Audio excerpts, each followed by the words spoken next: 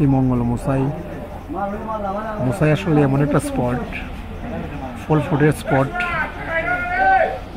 আম, কাঁঠাল, লেসু, আনারস, সব সিজনাল ব্যবসা। ঢাকা থেকে তো কষ্ট করে আসার পরে যখন আপনারা শ্রীমঙ্গল মুসাই 5 মিনিট 10 মিনিটের জন্য স্টপ দিবেন, তখন আপনাদের ভিতরে অন্যরকম এক প্রশান্ত কাজ করবে। শ্রীমঙ্গলে আসলেন যদি মুসাই না দেখে যান তাহলে অনেক বড় ভুল করবেন। মুসাই অবশ্যই স্টপ দেবেন, মুসাই অবশ্যই দেখে যাবেন।